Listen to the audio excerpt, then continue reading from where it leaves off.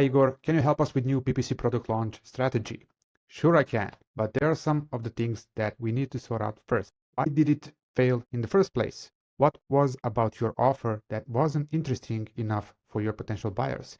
Is it the price? Is it the quality? If it's the quality, could it be that your product is super high quality, but your images are that bad, like from the 2016, so they don't communicate what is it about your product that makes it stand out so other people would want it? Have you obtained any reviews already? There are ways. Yeah, yes, we cannot combine wine reviews anymore, but you can still have some wine reviews before PPC product launch. I mean, that's a must.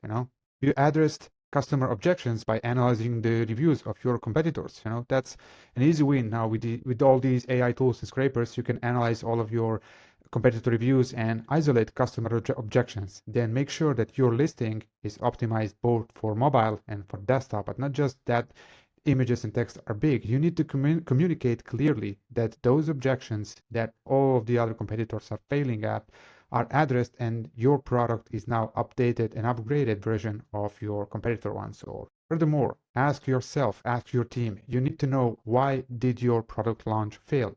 It may be that it was a failed PPC strategy, but in most cases that's not the issue. That's not the main issue. It's about the product. Maybe it's the packaging that just doesn't fit very well into your category. Maybe it's the label that was misleading. Maybe you did something wrong with the communicating the features and benefits of your product. Who knows? PPC, that can be solved easily by contacting me or any other experienced agency or freelancer.